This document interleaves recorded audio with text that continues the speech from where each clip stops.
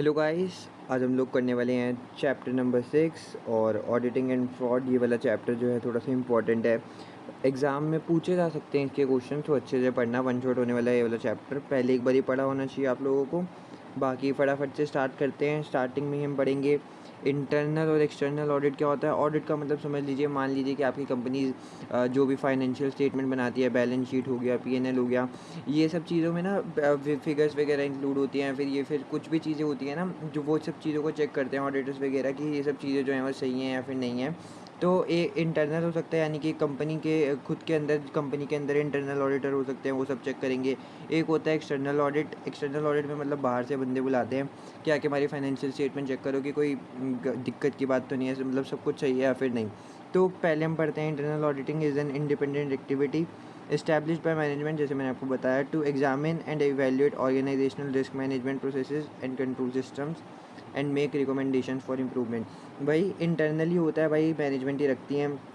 देखते हैं कि रिस्क मैनेजमेंट कंट्रोल सिस्टम कैसा है कंपनी का, और रिकमेंडेशंस मांगते हैं इंटरनल ऑडिटर से कि मान लो मेरे अंदर, कंपनी के अंदर मैंने इंटरनल ऑडिटर्स की टीम बिठा दी है, तो मैं इनको कहूँगा भाई मेरी फाइनेंशियल स्टेटमेंट वगैरह चेक करो, रिस्क मैनेजमेंट देखो, कंट्रोल सिस्टम देखो कि कंपनी कैसी चल रही है, और मेरे को रिकमेंड करो कि मेरी कंपनी में कोई इंप्रूवमेंट की ज़रूरत है, तो मैं उस पर आगे ध्यान दूँगा। ठीक है। एक्सटर्नल ऑडिटिंग वहीं पे is an independent examination of the financial statement to see whether it gives true and fair view of companies affair. वही एक्सटर्नल ऑडिटर आके यही देखेंगे। ये इंडिपेंडेंट वर्ड है ना, इंडिपेंडेंट वर्ड आप लोगों को याद रखना है कि एक्सटर्नल ऑडिटर जो होते हैं वो इंडिपेंडेंट होते हैं, मतलब वो किसी के दबाव में आके फैसला नहीं ले सकते। इंटरनल ऑडिटर जो होते हैं वो क्या कर सकते हैं कि मान लीजिए उनको दिखता है कि कंपनी के फाइनेंशियल स्टेटमेंट में घपला वगैरह कर रखा है, फ्रॉड वगैरह कर रखा है, तो वो क्या करेंगे, वो आ जाके अगर मैनेजमेंट को कहेंगे तो हो सकता है कि मैनेजमेंट कहें कि नहीं भाई हमारी मर्ज़ी है, हम तो ये करेंगे। मैनेजमेंट का ही पूरा रहे कि हमने तो ये सब करना ही करना है, तो वो हो सकता है कि इनको निकाल दें, कि बोले भाई नहीं हमारी फाइनेंशियल स्टेटमेंट चाहिए, तेरे को करनी नहीं आती अच्छे से। तो कभी कभार ये इंडिपेंडेंट नहीं रहते हैं, लेकिन वहीं पे एक्सटर्नल जो है वो बाहर के आते हैं और ये पूरे इंडिपेंडेंट होते हैं। ये जो भी कहेंगे सही कहेंगे और एकदम सच्ची बात कहेंगे, और इनको किसी से डर भी नहीं है भाई। सीधा जाके बोर्ड ऑफ डायरेक्टर पे जाके बोल देंगे कि भाई तुम्हारी कंपनी में ये सब फ्रॉड वगैरह हो रखा है, तुमने ये सब कर रखा है, तो इसको ठीक कर दो। ट्रू और फेयर व्यू देता है कंपनी के अफेयर से। जैसे जैसे आगे बढ़ेंगे बाकी आपको और अच्छे से समझ में आने वाला है। इंटरनल ऑडिट का जो है स्कोप देख लेते हैं और लिमिटेशंस की बात करते हैं। तो purpose part of good corporate governance. Corporate governance हमने पहले चैप्टर्स में पढ़ रखे हैं कि सिस्टम होता है जिसमें कंपनी को डायरेक्ट और कंट्रोल किया जाता है। तो ये गुड कॉर्पोरेट गवर्नेंस इनिशिएटिव है कि इसका स्कोप ये रहेगा कि रिव्यू करते हैं इंटरनल कंट्रोल। ये इंटरनल कंट्रोल जो है गाइस हम लोगों ने आगे पढ़ना है। और फाइनेंशियल रिपोर्ट्स, इन चीज़ों को, फाइनेंशियल रिपोर्ट वही बैलेंस शीट वगैरह ये सब चीज़ें, इस सब चीज़ों को रिव्यू करते हैं। लिमिटेशन जिसमें ये आती है इंडिपेंडेंस प्रॉब्लम, जैसे कि मैंने आपको बताया इंटरनल ऑडिटर की सबसे बड़ी दिक्कत ये आ जाती है कि उनके पास इंडिपेंडेंसी नहीं रहती है। दो एम्प्लॉयड बाय मैनेजमेंट, मैनेजमेंट के द्वारा ही एम्प्लॉय किए जाते हैं, लेकिन have to give an objective opinion on how the company is manage. फिर उसके बाद उनको बताना पड़ता है कि कंपनी कैसे मैनेज की जाए। इंडिपेंडेंसी की प्रॉब्लम रहती है इंटरनल ऑडिटर के पास। ठीक है। Enable performance improvement through risk assessment. Risk assessment के थ्रू जो है वो परफॉर्मेंस को इम्प्रूव करते हैं, जैसे कि रिस्क मैनेजमेंट सिस्टम। ये सब वही चीज़ें होती हैं गाइस, कंपनी के अंदर रिस्क मैनेजमेंट टेक्निक्स होती हैं कि कैसे कैसे कंपनी आने वाले टाइम में जो है, जो भी अनसर्टेनिटीज़ हैं उसको कैसे ठीक कर सकती हैं। तो उन सब रिस्क मैनेजमेंट सिस्टम को रिव्यू करते हैं। लिमिटेशन इसके अंदर ये आ जाएगी कि we will only succeed if properly staffed and resource. तभी मतलब सक्सेसफुल होने का चांसेस है जब प्रॉपर्ली स्टाफ किए जाएँ और रिसोर्स किए जाएँ। यही नहीं कि आप लोगों ने उनको इंडिपेंडेंसी नहीं दे रखी है तो फिर क्या ही करोगे। देखो, अगर सामने ऑडिटर्स वगैरह आप लोगों ने बैठा दिए, लेकिन आप लोगों ने उनको अथॉरिटी नहीं दे रखी या फिर इतना डेलीगेशन ऑफ पावर नहीं कर रखी कि वो लोग आपको बता ही नहीं सकते कि कंपनी में कुछ गलत चीज़ हो भी रही है, वो डरते हैं आपके पास आने से, तो फिर दिक्कत आ जाती है। ठीक है। Help to set corporate objective. Corporate objective set करने में हेल्प करते हैं, जैसे कि कैरिंग आउट स्पेशल असाइनमेंट, जैसे कि फ्रॉड इन्वेस्टिगेशन। वही फ्रॉड ये ऑडिट जैसे ही पढ़ोगे फ्रॉड आपके मन में आना चाहिए। जैसे कि कोई भी स्पेशल असाइनमेंट है, जैसे कि फ्रॉड की इन्वेस्टिगेशन करनी हो गई, कि कुछ भी हो गया कि आप लोगों की कंपनी की balance sheet, PNL, financial reporting में या फिर रिस्क मैनेजमेंट में, कंट्रोल सिस्टम में कुछ भी गड़बड़ है, तो वो सब करने में ठीक करते हैं और कॉर्पोरेट के ऑब्जेक्टिव सेट करने में मदद करते हैं। ठीक है। और इसकी लिमिटेशन ये हो सकती है कि if fraud is identified they may be unwilling to disclose it. ये मैं स्टार्टिंग से आपको बता रहा हूँ, फ्रॉड आइडेंटिफाई हो भी जाता है तो अनविलिंग होंगे डिस्क्लोज़ करने के, क्योंकि फ़ियर ऑफ द रिपरकशंस वही कि निकाल दिए जाने से डर से हो सकता है, क्योंकि ये लोगों को डर रहता है कि भाई अगर हम बताएँगे तो आगे डायरेक्टर्स वगैरह या फिर जो भी मैनेजमेंट के लोग हैं वो कैसे रिएक्ट करेंगे और कहीं वो इनको निकाल ना दें, जैसे कि loss of job, company collapse, ये सब चीज़ें, ठीक है। Aids in design and monitoring of performance measures, design में मदद करते हैं और परफॉर्मेंस मेजर को मॉनिटर करने में, जैसे कि कंडक्टिंग ऑपरेशनल रिव्यूज़, मतलब रोज़ की रोज़ जो हैं वो रिव्यूज़ कंडक्ट करते हैं, जैसे कि एफिशिएंसी इम्प्रूवमेंट रोज़ चेक करते हैं और बताते हैं कि क्या क्या चीज़ें इम्प्रूव करने की ज़रूरत है। और इसके बाद review of compliance with legislation and internal policy, वही लॉ में क्या लिख रखा है, लीगल प्रोसीजर्स सारी कंपनी फॉलो कर रही है, अपनी कंपनी फॉलो कर रही है या फिर नहीं, और इंटरनल जो भी पॉलिसीज़ हैं वो सब, ठीक है। तो इसके बाद वही है, internal auditors are accountable to the board of directors, या तो वो बोर्ड ऑफ डायरेक्टर को अकाउंटेबल होते हैं या फिर बेटर केसेस में ऑडिट कमेटी हमने पहले वाले चैप्टर्स में पढ़ रखी है गाइस, इसकी पूरी कमेटी बनाई जाती है, तो या तो वो उसको अकाउंटेबल रहते हैं या फिर जो बोर्ड ऑफ डायरेक्टर्स होते हैं उसको, ठीक है। That will act as an interface between directors and management to reduce the problem of independence. इन्हीं की वजह से जब इनको बोर्ड ऑफ डायरेक्टर को सीधा जाके बोलेंगे या फिर बेटर केस में ऑडिट कमेटी को, तो ये अच्छी चीज़ मानी जाती है ताकि जो है प्रॉब्लम ऑफ इंडिपेंडेंस थोड़ी सी रिड्यूस हो सके, ठीक है। आगे बात करते हैं हम लोग एक्सटर्नल ऑडिट की। इंटरनल ऑडिट आप लोगों को समझ में आ गया होगा।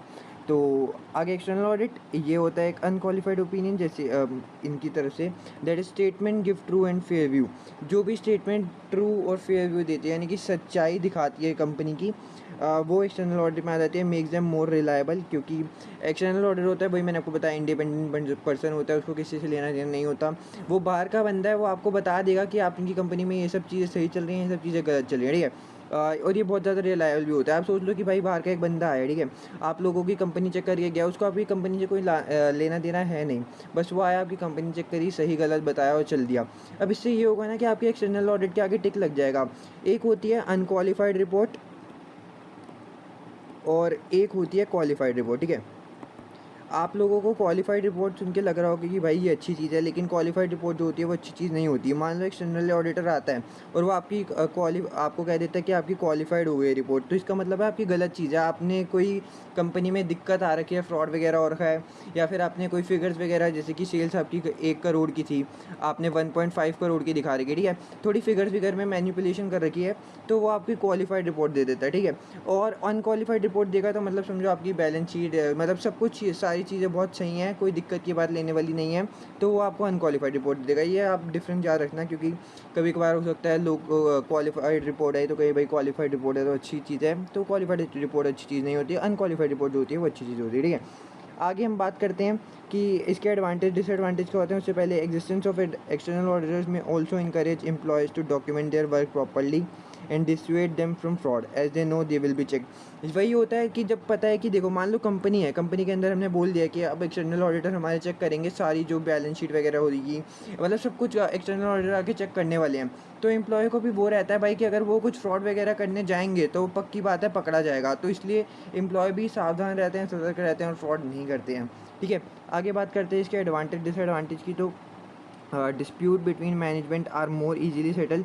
एडवांटेज यही है कि अगर एक्सटर्नल ऑर्डर आते हैं तो मैनेजमेंट और जो भी डिस्प्यूट्स वगैरह रहते हैं वो इजीली सेटल हो जाते हैं, जैसे कि अकाउंटिंग ट्रीटमेंट, प्रोविजन वगैरह आप लोग एफए वगैरह में पढ़ोगे आगे, और भी बहुत सारे आपके सब्जेक्ट्स हैं उसमें पढ़ोगे।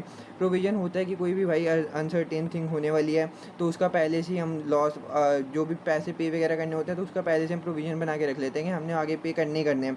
तो कोई मानता है कि भाई ये चीज़ आगे होनी चाहिए तो इसका प्रोविज़न बना लो, कोई कहता है नहीं माननी चाहिए, तो एक्सटर्नल ऑडिटर आएंगे और भाई वो आपको बता देंगे ये सब चीज़ों का बनाना है नहीं। ये तो प्रोविज़न का एग्जांपल है, बाकी आप बहुत सारे एग्जांपल हो सकते हैं। डिस्प्यूट सॉल्व करते हैं, मेन ये बात है, ठीक है। Unqualified audit report facilitate change of ownership, जैसे मैंने आपको बताया अनक्वालिफाइड रिपोर्ट जो होती है वो एकदम सही होती है, और easier to obtain finance as past trading records have been confirm. वही है कि अब मान लो आपकी एक्सटर्नल ऑडिटर ने आपकी रिपोर्ट जो है वो सही दे दिया, अनक्वालिफाइड कर दिया, अब ये होगा कि बाहर वाले जो आप लोग इन लोन लेने जाओगे ना, वो भी आपको इजीली लोन दे देंगे, क्योंकि कहेंगे भाई कंपनी एकदम सही है, बढ़िया सी कंपनी है, तो कोई दिक्कत की बात आपको होने नहीं वाली है, तो ओके है, हम लोन दे देंगे। Managers can benefit from auditors advice on improving business efficiency. Manager जो है वो बेनिफिट ले सकते हैं ऑडिटर से, ऑडिटर की एडवाइस से, ताकि वो बिज़नेस की एफिशिएंसी को इम्प्रूव कर सकें। एक्सटर्नल ऑडिटर होते हैं भाई, मेन बंदे रहते हैं, वो आपकी कंपनी आएंगे तो आप उससे एडवाइस ले सकते हो कि हाँ भाई और अपनी कंपनी की एफिशिएंसी को कैसे इम्प्रूव किया जाए, ठीक है। डिसएडवांटेज एक है audit fee could be a burden.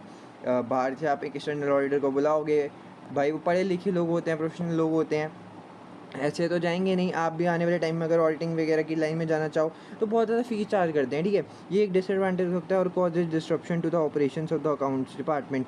Account department भाई अपनी तरीके से काम करता है। अब ये बाहर वाले बंदे आएंगे कि इनको बोलेंगे तुम ऐसे काम करो, तुम ऐसे काम करो, तो थोड़ी डिस्ट्रप्शन क्रिएट हो जाती है। ये सब डिसएडवांटेज में आ गए। इसके बाद in the process of their work external auditor perform two types of test जो है परफॉर्म करते हैं। एक होता है test of controls, identify the extent to which internal control could be relied upon. एक होता है कंट्रोल का टेस्ट कि इंटरनल कंट्रोल कैसे हैं और उस पर कितना ज़्यादा रिलाय कर सकते हैं। इंटरनल कंट्रोल अभी हम पढ़ने वाले हैं। और इसके बाद एक होती है सब्सटेंटिव टेस्टिंग। ये जो होती है एम करती है सब्सटेंशिएटिंग द फिगर्स एंड बैलेंसेस, जो भी फिगर्स और बैलेंसेस वगैरह होते हैं उसको देखने के लिए और उसको ठीक करने के लिए, ठीक है। ये दो टेस्ट होते हैं जो कि एक्सटर्नल ऑडिटर परफॉर्म करते हैं आगे आगे। गाइस हम बात कर लेते हैं डिफरेंसेस बिटवीन इंटरनल और एक्सटर्नल ऑडिट, क्या क्या डिफरेंस वगैरह आते हैं। बाकी ये सब हम पढ़ ही चुके हैं, बाकी देख लेते हैं एक बारी डिफरेंस के रूप में भी। रोल क्या होता है इंटरनल ऑडिट जो होता है, एडवाइस करता है मैनेजमेंट को the strength of internal control and to protect the organisation against loss. वही ऑर्गेनाइजेशन लॉस ना कर पाए उसके लिए प्रोटेक्ट करता है, मैनेजमेंट को एडवाइस करता है कैसे किसी और आगे आप एफिशिएंसी बढ़ा सकते हो। और एक्सटर्नल ऑडिट वहीं पे एक ओपिनियन प्रोवाइड करता है to the shareholders on whether the financial statement give a true and fair view. वही बताता है कि फाइनेंशियल स्टेटमेंट जो है वो सही है या फिर नहीं, ठीक है। लीगल बेसिस पे देखा जाए तो इंटरनल ऑडिट जो है वो लीगल रिक्वायरमेंट नहीं है, but is highly recommended by UK corporate governance code for listed companies. Listed company जो भी होती हैं उसके लिए लीगल रिक्वायरमेंट नहीं, कहते हैं कि बहुत रिकमेंडेड है कि होना चाहिए। बाकी यहाँ पे कोई लीगल रिक्वायरमेंट नहीं है, ये आप याद रख सकते हो कि इंटरनल ऑडिट कोई लीगल रिक्वायरमेंट नहीं है। करना चाहो तो करो वरना मत करो, तुम्हारी मर्जी है। एक्सटर्नल ऑडिट जो है एक legal requirement for medium size and large companies and public bodies. Legal requirement जो है वो medium size company, large company, public company, ये सब कंपनीज़ के लिए जो है वो लीगल रिक्वायरमेंट्स होगी, ठीक है। आगे स्कोप ऑफ वर्क की बात करें तो determined by management covers all areas of operation. Management के द्वारा ही डिटरमाइन किया जाता है भाई इंटरनल ऑडिट, और all areas of operation cover करता है। हमने पढ़ा था इंटरनल कंट्रोल वगैरह भी देखता है, रिस्क मैनेजमेंट वगैरह भी देखता है, ये सब चीज़ें आ जाती हैं, ठीक है। बाकी एक्सटर्नल ऑडिट जो है वो ऑडिटर के द्वारा डिटरमाइन किया जाता है और फोकस करता है ज़्यादा फाइनेंस पोर्शन पे, वही बैलेंस शीट वगैरह सब, ठीक है। ओके, अप्रोच की बात करें तो evaluate system of controls, test operations of system, make recommendations for improvement. आगे वही रिकमेंडेशन देता है कि कैसे इंप्रूव किया जाए। बाकी हम थोड़ी बहुत और टॉपिक पढ़ने वाले। इंटरनल ऑडिट क्या क्या करते हैं, test underlying transaction that form the basis of the financial statement. वो हमने दो टेस्ट पढ़े जो थे ऊपर, वो सब इनकी अप्रोच रहती है। बाकी एम्प्लॉय ये जो है कंपनी के डायरेक्टर के द्वारा एम्प्लॉय किए जाते हैं विद रिड्यूसेस देयर इंडिपेंडेंस। वही इंडिपेंडेंस की बात हम स्टार्टिंग से करते आ रहे हैं। बाकी फर्म ऑफ अकाउंटेंट्स के द्वारा एक्सटर्नल ऑडिटर को एम्प्लॉय किया जाता है, फुली इंडिपेंडेंट रहते हैं और अपॉइंट किए जाते हैं शेयर होल्डर्स के द्वारा, ठीक है। आगे हम चलते हैं और अब बात करते हैं इंटरनल कंट्रोल, जो स्टार्टिंग से ही इंटरनल कंट्रोल कर रहे थे। आइए देखते हैं इंटरनल कंट्रोल क्या होते हैं। Internal control is process design and initiated by management के द्वारा इनिशिएट किया जाता है to provide reasonable assurance about the achievement of the entity's objective. Reasonable assurance देते हैं भाई कि मतलब एंटिटीज़ के जो ऑब्जेक्टिव हैं उसको कैसे अचीव किया जाए, जो भी एंटिटी फर्म बिजनेस जो भी गोल बना रखे हैं उसको कैसे अचीव किया जाए with regard to reliability of financial reporting के रिगार्ड में कैसे उसको अचीव किया जाए, ठीक है। इफ़ेक्टिवली भी किया जाए, एफिशिएंसी भी किया जाए ऑपरेशन एंड कंप्लायंस। वही मतलब ये एक चीज़ है ना यार, आप सब कुछ चाहते हो, आप जो भी काम कर रहे हो वो लीगल भी रहे, लॉफुल भी रहे, एफिशिएंसी भी रहे, इफ़ेक्टिव भी रहे, पूरे कंट्रोल में भी रहे, ये सब चीज़ें, और आपका गोल जो है वो भी पूरा हो, ये सब चीज़ें इंटरनल कंट्रोल के अंदर आ जाती हैं। वहीं पे एक दूसरा टर्म आता है internal check. Internal checks are checks on day to day transaction, जो भी डे टू डे आप ट्रांजेक्शन करते हो उस पर एक चेक रखा जाता है। They prevent bad things from happening, example fraud होने से रोकता है इंटरनल चेक। इंटरनल चेक यही है कि रोज़ रोज़ आप जाके चेक कर रहे हो कि आपने एक ट्रांजेक्शन करी है या नहीं, सही है या फिर नहीं, ठीक है, और फ्रॉड जैसी चीज़ों को होने से ये रोकता है। बाकी आगे बात करते हैं, it is the responsibility of management to establish proper control arrangement. Management की रिस्पॉन्सिबिलिटी होती है कि प्रॉपर कंट्रोल मैनेजमेंट जो है वो इस्टेब्लिश किया जाए। UK corporate governance code recommend that control should be reviewed at least annually with subsequent report to shareholder. UK corporate governance code जो है वो कहता है कि भाई कम से कम नहीं तो कम से कम एनुअली यानी कि साल भर साल तो आपको जो है अपना कंट्रोल चेक करना चाहिए, और बाकी जो भी चेक करो उसके बाद आप शेयर होल्डर्स को ज़रूर रिपोर्ट करो। आगे बात करते हैं कंपोनेंट ऑफ इंटरनल कंट्रोल के कंपोनेंट्स क्या क्या होते हैं। ये सब आप पढ़ रहे थे गाइस, रिस्क असेसमेंट वगैरह, information system, control activity, monitoring, control environment. तो पहले बात करते हैं कंट्रोल एनवायरनमेंट। तो ये होता है overall attitude of managers to internal control. कैसा एटीट्यूड है मैनेजर्स का इंटरनल कंट्रोल की तरफ। इंटरनल कंट्रोल हमने भी पढ़ा है। तो ये सब चीज़ों में एटीट्यूड कैसा दिखाते हैं मैनेजर्स वगैरह लोग, वो सब आएगा कंट्रोल एनवायरनमेंट के अंदर। उसके बाद रिस्क असेसमेंट प्रोसेस के अंदर how the company identifies and respond to risk.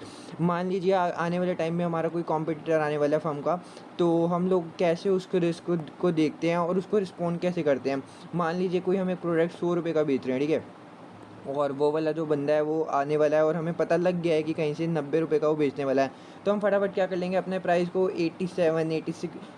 86 वगैरह कुछ कर लेंगे, ताकि कॉम्पिटिटर को आने का मौका ही ना मिले और हमारी कंपनी जो चल रही है वो चलती रहे। बाकी भाई फेस वैल्यू, ब्रांड वैल्यू वगैरह बहुत सारी चीज़ें होती हैं, बाकी फिर भी हम थोड़ा मेजर वगैरह ले रहे हैं कि हम जो है रिस्पॉन्ड कर रहे हैं इसको, ठीक है। आगे इन्फॉर्मेशन सिस्टम की बात करें तो procedures to process transactions and maintain control over assets, liabilities and balances. Information system में ऐसा प्रोसीजर होता है कि ताकि जो भी ट्रांजेक्शन होती हैं उसको प्रोसेस कर सकें, मेंटेन कर सकें। जैसे कि जो भी हमारे एसेट्स पे ओनरशिप वगैरह है, लाइबिलिटीज़ हैं, हमारी बैलेंस जो भी बैलेंसेस वगैरह बचे हैं वो सब इन्फॉर्मेशन सिस्टम के अंदर आ जाएगा। कंट्रोल एक्टिविटीज़ की बात करें तो ये हो जाती हैं policies to ensure management directives are carried out. जो भी मैनेजमेंट के डायरेक्टिव होते हैं वो मैनेजमेंट का जो भी वो होता है कि वो सब सही चलता रहे, ठीक है। Monitoring of control, assessment of internal control performance over time. जो भी इंटरनल कंट्रोल्स होते हैं उनको ओवर टाइम जो है मॉनिटर किया जाता है। इसके बाद इंटरनल कंट्रोल की कैटेगरीज़ क्या होती हैं। यहाँ पे आप एक वो होता है कीवर्ड ACCA मैप, मेरे ख्याल से होता था ACCA और मैप, यस। तो ACCA मैप आप ये कीवर्ड याद रख सकते हो इंटरनल कंट्रोल की कैटेगरी में। वहाँ पे ये आता है ऑथराइजेशन, आपको ऑथराइजेशन होनी चाहिए, जैसे कि example for refunds and large orders, आप कोई रिफंड्स के लिए ऑथराइज होने चाहिए और लार्ज ऑर्डर्स के लिए होने चाहिए, ठीक है। कैटेगरीज पढ़ रहे हैं कि इंटरनल कंट्रोल्स की आगे आगे क्या क्या कैटेगरी हो सकती हैं। कंपैरिजन होना चाहिए, जैसे कि सेल्स वीक ऑन वीक, मतलब आपने इस हफ्ते भर हफ्ते कितनी सेल्स करी कितनी नहीं करी, ठीक है। कंप्यूटर कंट्रोल होने चाहिए, जैसे कि पासवर्ड वगैरह आप लोगों के पास होने चाहिए। आप लोग किसी कंप्यूटर में काम कर रहे हो, आप उसको पता ही नहीं पासवर्ड क्या है, तो फिर आप क्या ही कर सकते हो। एरिथमेटिकल कंट्रोल होना चाहिए, जैसे कि adding things up manually, arithmetic plus minus multiply divide, ये सब चीज़ें। इसके बाद maintaining a trial balance and control account. Trial balance को मेंटेन करना होता है और कंट्रोल अकाउंट, ठीक है। और आगे बात करते हैं अकाउंटिंग रिकॉन्सिलेशन, बैंक रिकॉन्सिलेशन आप लोगों ने पढ़ा है, स्टॉक रिकॉन्सिलेशन भी होता है। ये सब चीज़ें कैटेगरीज आ रही हैं इंटरनल कंट्रोल के अंदर। एक होता है फिजिकल कंट्रोल, जैसे आपकी CCTV, security, alarm, physical controls वगैरह सब आपके कैसे चल रहे हैं। आगे बात करते हैं टाइप्स ऑफ कंट्रोल। कंट्रोल कितने टाइप्स के होते हैं, तो 3 टाइप के दिखा रहा है भाई, प्रिवेंटिव, डिटेक्टिव, करेक्टिव। या तो एक प्रिवेंट कर सकते हो आप कि भाई कुछ होने वाला है तो आप उसको प्रिवेंट कर दो, जैसे कि सेग्रीगेशन ऑफ ड्यूटीज़, आप लोग एक दूसरे को सेग्रीगेट मत करो, एक अपनी ड्यूटी किसी और को ना दो, या फिर न्यू पर्सनल की जो भी स्क्रीनिंग वगैरह आप लोग करते हो वो सब ना करो। जो इतना प्रिवेंट कर सकते हो उतना प्रिवेंट करने की कोशिश करो, ना करने की कोशिश करो। Detective example reconciliation, supervision, stock takes, ये सब चीज़ें वो हो जाती हैं। रिकॉन्सिलेशन वगैरह आप लोग पढ़ते हो, आप लोग कोई गलती वगैरह चीज़ देखते हो तो फिर उसको डिटेक्ट कर लो, जैसे कि आप लोगों ने कोई एंट्री गलत कर दी, अब आपको पता है कि ये गलत एंट्री कर दी, तो सही एंट्री क्या होगी, फिर उसको देख के जो भी दिक्कत की बात रहेगी उसको रिकॉन्साइल कर दो। ये सब डिटेक्ट वगैरह होती है। फिर उसके बाद करेक्ट करने का, भाई आपने गलत एंट्री देखी, आपने डिटेक्ट कर ली कि हाँ भाई ये वाली एंट्री में होना कुछ और चाहिए था, कि कैश टू सेल्स हमें करना था लेकिन हमने कैश टू रिसीवेबल कर दिया है। तो जो भी गलती वगैरह है उसको हमने डिटेक्ट कर लिया है, अब उसको करेक्ट कर देंगे, ठीक है। Aims of internal check, internal check के एम क्या क्या रहते हैं, तो segregate duties so omissions could be trace. Duties को सेग्रीगेट मतलब एक दूसरे में फैला देते हैं, सेपरेट कर देते हैं, ताकि जो ओमिशंस हैं वो ट्रेस करे जा सकें।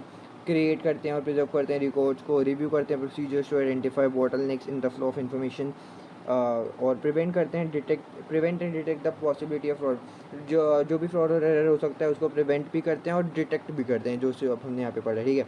आगे बात करते हैं फ्रॉड डीलिंग कैसे कर सकते हैं फ्रॉड के साथ, और फ्रॉड होता क्या है। पहले तो फ्रॉड जो होता है वो एक इंटेंशनल एक्ट होता है, मतलब जानबूझ के करते हैं, डेलिब्रेट होता है, involving the usage of deception to obtain an unjust or illegal advantage. आप मान सकते हो कि फ्रॉड आप लोगों को सबको बताया है, कंपनी में घपला, कंपनी आपको दिख रहा है बहुत ज़्यादा प्रॉफिट कमा रही है, वहाँ पे एक कमरा है और उसकी की आप लोगों के पास ये अथॉरिटी है कि आप उसके पास उसकी की आपने क्या करा कि होली जाके सारा पैसा लेके भाग गए, या बीच बीच में आप स्मॉल अमाउंट निकालते जा रहे हो, 100 200 कंपनी को क्या ही पता चल रहा है। ये सब फ्रॉड के अंदर आ जाएगा, ठीक है।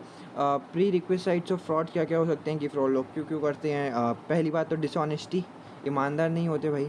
Individuals predisposition to act in ways which contravenes accepted ethical social organisational legal norms for fair and honest dealing arise from personal factor से अराइज करता है भाई। कोई ईमानदार नहीं है तो भाई वो उसकी कब से ही नहीं होगा ईमानदार। जैसे कि नीड फॉर अचीवमेंट, कोई एम्प्लॉय को होता है कि उसको अचीवमेंट मिले, उसका स्टेटस मिले, उसके कल्चरल फैक्टर्स हों या कुछ भी हो, तो डिसऑनेस्टी यहाँ से पैदा होती है। जैसे कि bribes are acceptable in some countries, कोई कोई कंट्री में ब्राइब वगैरह आप देखते हो ना भाई, करप्शन वगैरह वैसे भी बहुत चल रही है। ऊपर से कोई कहेगा भाई ये ले मेरे से पैसे ले ले फिर ये काम कर दे, तो यहाँ से डिसऑनेस्टी भी अराइज होती है। उसके बाद motivation involve the calculation whether given action is worthwhile individual weighs up the potential reward the potential sanction.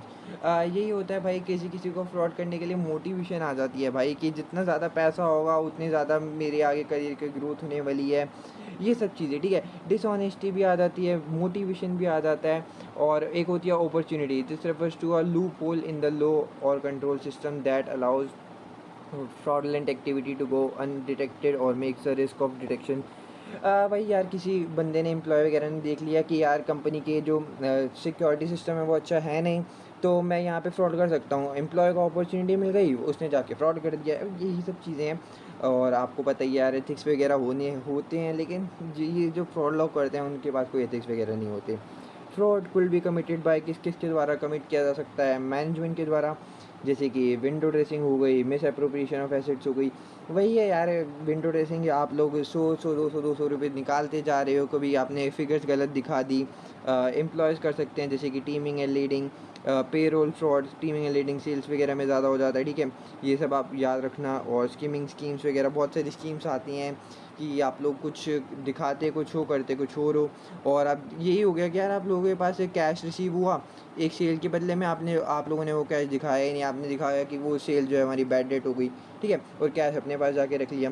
Third parties भी कर सकती हैं जैसे कि फॉल्स बिलिंग, एडवांस फी फ्रॉड, पिरामिड स्कीम्स, ये सब स्कीमें वगैरह होती हैं। फॉल्स बिलिंग जैसे थर्ड पार्टी सप्लायर से आपने सामान जो लेना था वो 1000 रुपये का था, लेकिन उसने कहीं एकदम से आपको 1000 रुपये का सामान 1500 रुपये में बेच दिया, गलत बिल बना दिया। आप लोग भाई इतनी महंगी कंपनी हो, आप लोगों का प्रोसीजर है कि जो भी बिल वगैरह आते हैं उसको पे करते रहो, ज़्यादा कुछ देखने की ज़रूरत है नहीं, आपने 1500 पे कर दिए। वैसे इतना है नहीं, थोड़ा एग्जांपल की तरह मान के चल लो, बाकी इतना भी नहीं है कि भाई 1000 वाली चीज़ 1500 में दे दे, थोड़ा एग्जांपल के रूप में कि कोई भी फॉल्स बिलिंग वगैरह कर दी और उसमें पे वगैरह कर दी, ठीक है। फ्रॉड के इम्प्लीकेशन देखें तो कंपनी का अगर फ्रॉड होता है तो क्या क्या इम्प्लीकेशंस हो सकती हैं। कंपनी कोलैप्स कर सकती है, पब्लिसिटी बहुत एडवर्स होगी, आप देखिएगा कि कंपनी में फ्रॉड हो रहे हैं तो गलत इमेज बनेगी। प्रॉफिट कम हो जाते हैं as company has fewer assets कम हो जाते हैं।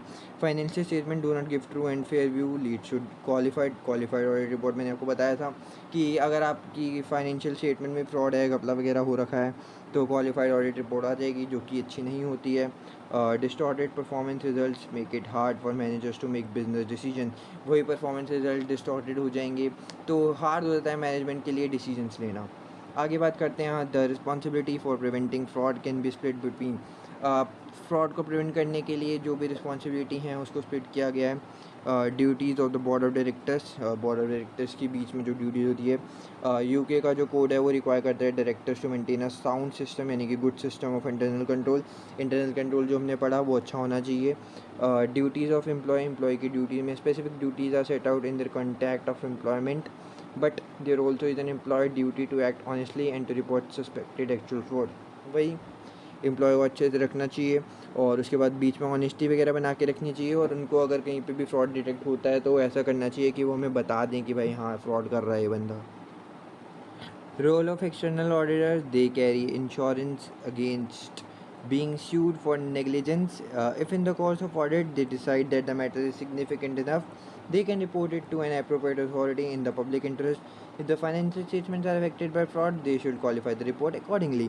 यही होता है कि अगर कोई ज़्यादा सिग्निफिकेंट यानी कि कुछ ज़्यादा इंपॉर्टेंट ऐसे नहीं है, थोड़ा बहुत छोटी मोटी अमाउंट का वो फ्रॉड वगैरह हो रखा है या फिर थोड़ी गलती से चीज़ें हो गई, तो वो सब आप जाके बता सकते हो भाई इंटरनल ऑडिटर वगैरह को, कंपनी को, कि वो सब ठीक कर लें। और कोई ज़्यादा दिक्कत की बात नहीं है। अगर हाँ थोड़ा ज़्यादा अमाउंट ऑफ फ्रॉड है, ज़्यादा अमाउंट में कर रखा है, तो आप उसको कह सकते हो भाई आप रिपोर्ट क्वालिफाई कर दो, वही कि मतलब फाइनेंशियल स्टेटमेंट वगैरह गलत है।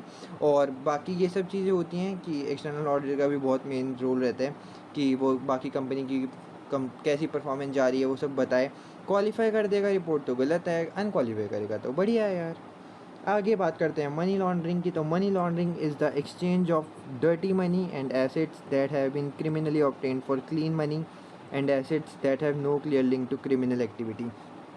मनी लॉन्ड्रिंग तो भाई आप ऐसा मान के चलो कि एक एक्सचेंज ऑफ डर्टी मनी है। डर्टी मनी यानी कि आप ब्लैक मनी देखते हो ना, ब्लैक मनी को आप कैसे वाइट मनी में कन्वर्ट कर रहे हो, वही वाली कन्वर्जन जो होती है वो आपकी मनी लॉन्ड्रिंग के अंदर आती है। कोई भी आपने ब्लैक मनी आपने कमा रखी है, आप उसको वाइट मनी में धीरे धीरे कन्वर्ट कर रहे हो। लेकिन मान लो कोई इलीगल चीज़ से आप लोग पैसा कमा रहे हो, वही फिर आप ब्लैक मनी हो गई, बहुत ज़्यादा अमाउंट आपने कमा लिया, फिर वही आप धीरे धीरे बिजनेस में कैपिटल में लगा रहे हो और फिर उसको वाइट मनी करते जा रहे हो। ये सब मनी लॉन्ड्रिंग के अंदर आ जाता है। तो ये 3 डिस्टिंक्ट फेजेस इसके अंदर आते हैं। एक होता है प्लेसमेंट, एक होता है लेयरिंग और एक होता है इंटीग्रेशन। ये 3 फेजेस होते हैं कि पहले आप प्लेस करते हो कि मनी लॉन्ड्रिंग में आप लोगों ने जहाँ से भी आपने मनी वगैरह लेनी है कोई भी इलीगल सोर्स से, तो उसकी प्लेसमेंट करते हो। फिर लेयरिंग करते हो कि धीरे धीरे कहाँ कहाँ, जैसे मान लो बिज़नेस में पहले आपने कैपिटल करा, फिर बीच में थोड़ी सी इन्वेस्टमेंट वगैरह ले ली, उसकी लेयरिंग वगैरह कर दी, फिर बाद में आपने सारा इंटीग्रेट कर दिया, फिर सादा एकदम मिला दिया सब चीज़ों को। ठीक है, आपने इन्वेस्टमेंट भी इकट्ठी कर दी, और कैपिटल भी इकट्ठा कर दिया, सबको इंटीग्रेट कर दिया। Typical money laundering regulation recognise 3 main offences जो होते हैं। एक होता है लॉन्ड्रिंग। इस लॉन्ड्रिंग का मतलब एक्वायरिंग, यूजिंग, इन्वेस्टिंग और हैंडलिंग क्रिमिनली ऑब्टेन प्रॉपरली। वही मैंने आपको जैसे बताया कि कोई भी चीज़ एक्वायर कर लो, मान लो आप लोगों ने कोई एसेट ख़रीद लिया वो इलीगल मनी से, उसको यूज़ कर लिया आपने बिज़नेस में, इन्वेस्ट कर दिया, या फिर कोई भी क्रिमिनली ऑब्टेन प्रॉपरली, ये सब चीज़ें वो आपने हैंडल किया। ठीक है, और इसके बाद फेलियर टू रिपोर्ट प्रूफ और सस्पिशन ऑफ मनी लॉन्ड्रिंग। अगर आप फेल हो जाते हो कि कोई प्रूफ देने में, या फिर कोई भी सस्पिशन हो रहा है मनी लॉन्ड्रिंग का, ये सब चीज़ें जो हैं वो मेन ऑफेंसेस आ जाती हैं कि आप लोगों कंपनी पे एलिगेशन लग गया कि ये सब मनी लॉन्ड्रिंग कर रहे हैं। Tipping of suspected money launderers. Money launderers बहुत सारे होते हैं भाई। तो मान लो कंपनी में किसी को पता चल गया कि हम मनी लॉन्ड्रिंग कर रहे हैं, हमने कहा भाई ये ले थोड़े से पैसा तू भी ले ले, उसको टिप ऑफ कर दिया, ये भी मेन ऑफेंस के अंदर आ जाएगा। The controls and procedures required by law will often include amongst others. Control और प्रोसीजर जो होते हैं लॉ के द्वारा ये भी इंक्लूड करते हैं, जैसे कि आइडेंटिफिकेशन ऑफ लार्ज और अनयूजुअल ट्रांजेक्शन। मान लो एकदम से आप लोग कंपनी खेली भाई, लाखों लाखों रुपए में रही है, आपने एकदम से 1 करोड़ की कोई ट्रांजेक्शन कर दी, ये सब आपको दिखा सकता है, इंडिकेशन दे सकता है कि हाँ भाई थोड़ी मनी लॉन्ड्रिंग वगैरह चल रही है। Scrutinising of unusual patterns of transaction. भैया यार देखो, आप लोग किसी आपका कोई भी पेबल था, आप उसको धीरे धीरे अमाउंट की, या फिर कोई भी चीज़ आपने ले रखी थी, तो आप उसको धीरे धीरे हज़ार हज़ार रुपये कर करके दे रहे थे। आपने एकदम से अब सीधा लोन आपने लोगों ने दे रखा था, ठीक है, इंटरेस्ट आप धीरे धीरे 1-1 हज़ार दे रहे थे, और आपने एकदम से सीधा भाई उसको पूरा प्रिंसिपल अमाउंट दे दिया, साथ में इंटरेस्ट दे दिया। और taking steps to ensure all customers can be identified. Steps इतने लिए जाएँ ताकि सारे कस्टमर्स को आइडेंटिफाई किया जा सके। मान लो आप डेटर्स वगैरह जैसे कंपनी में होते हैं जिनसे पैसा लेना होता है, वो आपके 1 करोड़ हैं, ठीक है, 1 करोड़ में एकदम से कंपनी को कैसे एकदम से 1 करोड़ आ गया, ये भी दिक्कत है। कंपनी ने सीधा दिखा दिया कि हमको 1 करोड़ रुपया आ गया, तो सारे कस्टमर्स आप आइडेंटिफाई करके रखो, ये सब चीज़ें होनी चाहिए। Creation of the role of money laundering reporting officer. Money laundering का एक रिपोर्टिंग ऑफिसर का एक रोल बना देना चाहिए। It is also important that a business has a defined reporting process for any suspected money laundering. This will normally involve money laundering का कोई process भी हो सकता है जो कि सस्पेक्ट किया जा सके, जैसे कि employees reporting suspicious activity to the money laundering. कुछ भी लगता है कि हो रहा है तो कंपनी में मनी लॉन्ड्रिंग, रिपोर्टिंग ऑफिसर को एम्प्लॉयज़ ने रिपोर्ट कर दिया। फिर उसके बाद इन्वेस्टिगेट करेंगे आगे जाके कि क्या क्या है, और if there are grounds for reasonable suspicion, अगर हाँ ऐसा लगता है कि कुछ है दिक्कत की बात, तो मनी जो भी ऑफिसर होता है वो रिपोर्ट करेगा रेलिवेंट अथॉरिटीज़ को। आगे बात करते हैं आईटी सिस्टम सिक्योरिटी की। तो the use of computerise accounting packaging has become widespread. Tally एक बहुत प्राइम एग्जांपल रहता है इसका। तो इसके फीचर्स क्या करेंगे, uniform processing of transaction, example automatic allocation, वही डेबिट क्रेडिट आपको करना नहीं होता, इसको पता चल जाता है क्या चीज़ डेबिट होनी है क्या चीज़ क्रेडिट होनी है। Allow to gain an overview of the business as it integrates all operation, पूरा बिजनेस का ओवरव्यू आप ले सकते हो क्योंकि ये सारे ऑपरेशन को एक साथ ले आता है। इंक्रीज़ करता है supervision as there is an audit trail होती है, तो सुपरविजन में जो है वो इंक्रीज़ होता है क्योंकि जब जब ऑडिटर वगैरह आते हैं तो अब वो सब ऑटोमेटिकली कंप्यूटर वगैरह में चेक कर सकते हैं, तो इससे आसान हो जाता है। ठीक है, can analyse the data in according with user requirement, analyse कर सकते हो यार, आजकल तो सॉर्ट वगैरह के कितने ऑप्शन आ सकते हैं, जो चीज़ आपको चाहिए उसको सॉर्ट करके निकाल लो, उससे आप एनालाइज कर सको। ऑटोमेटेड और मैनुअल सिस्टम के बीच में अगर कंपैरिजन देखें तो बहुत क्विक प्रोसेसिंग होती है, एंट्रीज कुल बी मेड साइमल्टेनियसली, अलग अलग बनती हैं और बहुत जल्दी जल्दी बन जाती हैं। यहाँ पे कंप्यूटर ट्रेनिंग की कोई नीड नहीं रहती, यहाँ पे कंप्यूटर ट्रेनिंग की नीड चाहिए होती है ऑटोमेटेड वाले में। परफॉर्म्स कॉम्प्लेक्स कैलकुलेशन, कॉम्प्लेक्स से कॉम्प्लेक्स कैलकुलेशन यार वहाँ पे, और यहाँ पे एरर्स जो हैं वो इजीली डिटेक्ट कर दिए जा सकते हैं। वही मान लो यार यहाँ पे कॉम्प्लेक्स कैलकुलेशन हो सकती है, वहाँ पे नहीं हो सकती। मैनुअल में एरर्स बहुत जल्दी करेक्ट हो सकते हैं, आप लोगों ने लेजर बना रखे हैं, ट्रायल बैलेंस बना रखे हैं, फटाफट से देखा और निकाल दिया। अब यहाँ पे अलग अलग जाओ, फिर अलग पहले बैलेंस शीट खोलो, आपको यहाँ नहीं दिख रहा है, फिर ट्रायल बैलेंस खोलो, और थोड़ा कंप्यूटर वगैरह में दिक्कत भी आ जाती है, लेकिन मैनुअल में ईजिली दिख सकते हैं। ऑटोमेटेड में एरर्स कम होते हैं और सिक्योरिटी बहुत ज़्यादा इन्हेंस रहती है, पासवर्ड वगैरह रहते हैं। और बाकी मैनुअल में बात करें तो paper records are compulsory in some countries, कहीं कहीं कंट्रीज़ में पेपर रिकॉर्ड्स होना मैंडेटरी है, और यहाँ पे कोई सेटअप कॉस्ट वगैरह नहीं आती। वहीं पे अगर आप ऑटोमेटेड हो तो सेटअप कॉस्ट बहुत हाई होती है।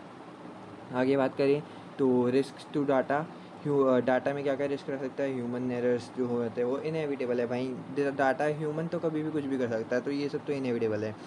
टेक्निकल माल फंक्शन हो सकता है, जैसे कि system crash result in lost और करप्टेड डाटा, सिस्टम आपका क्रैश हो गया तो टेक्निकल माल फंक्शन हो गया, डाटा करप्ट हो गया आपका। नेचुरल डिजास्टर आ सकते हैं जैसे कि फ्लड और फायर, उससे भी आपका डाटा रिस्क में आ सकता है। सैबोटाज और एस्पियोनेज, जैसे कि अटेम्प्ट टू डैमेज और steel data for commercial gain, किसी ने भी कमर्शियल गेन के लिए आप लोगों का डाटा जो है वो चोरी कर लिया, ये सब चीज़ें जो हैं वो डाटा को रिस्क में डाल सकती हैं। एक मेलिशियस डैमेज भी है भाई, मेलिशियस डैमेज जैसे कि हैकर्स जो हैं वो डिसअफेक्ट करते हैं एम्प्लॉयज़ को, ये सब चीज़ें। प्रिंसिपल्स ऑफ डाटा सिक्योरिटी की प्रिंसिपल्स हैं, वैसे हम ये सब चीज़ें जो हैं पहले चैप्टर्स में आया हुआ है, और तो बाकी वापस से पढ़ लेते हैं। Use individual and complex password, data security के प्रिंसिपल क्या क्या हो सकते हैं, कॉम्प्लेक्स पासवर्ड, मुश्किल मुश्किल पासवर्ड रखो जो इजीली डिटेक्टेबल ना हो, और हर एक इंडिविजुअल के अलग अलग पासवर्ड्स हों।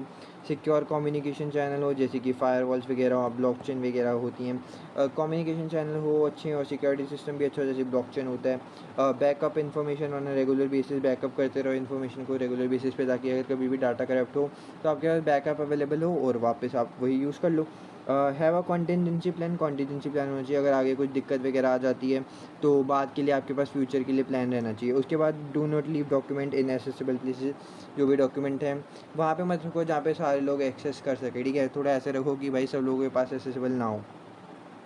Do not open suspicious mail, example danger of virus, आजकल बहुत सारी मेलें भाई गलत गलत भेजती हैं, आप लिंक भेजोगे, आप लिंक पे क्लिक करोगे और आपका कंप्यूटर वगैरह हैक पैक हो जाता है, डाटा लीक हो जाता है, उस पर ना करो। टाइप्स ऑफ आईटी कंट्रोल की बात करें तो एक होता है जनरल, एक होता है एप्लीकेशन कंट्रोल। जनरल कंट्रोल जो होता है वो check the reliability of the data generated, जो भी डाटा जनरेट किया जाता है उसकी रिलायबिलिटी देखते हैं कि कितना रिलायबल है, क्या हम उस पर विश्वास कर सकते हैं या फिर नहीं, ये जनरल कंट्रोल के अंदर आ जाएगा। और एप्लीकेशन में fully automated control that are design to ensure that data input is complete and accurate, पूरा ऑटोमेटिक होता है, इसलिए डिज़ाइन किया जाता है ताकि डाटा के जो हम इनपुट डाल रहे हैं वो पूरे कंप्लीट रहें और एक्यूरेट रहें। जैसे कि unable to enter telephone numbers in an incorrect format, आपका टेलीफोन नंबर डालने के लिए आपको 10 डिजिट दे रखे हैं, अगर आप 11 डालोगे तो 11वीं डिजिट डलेगी नहीं, क्योंकि पहले बता रखा है 10 डिजिट का मोबाइल नंबर होगा तो 10 डिजिट ही डलनी है, ठीक है। और इसके बाद हमारा चैप्टर यहीं पे होता है समाप्त, एंड। तो मैं मिलता हूँ यार गाइस आपसे ऐसी किसी नेक्स्ट वीडियो में, बाकी thank you so much for watching, bye bye.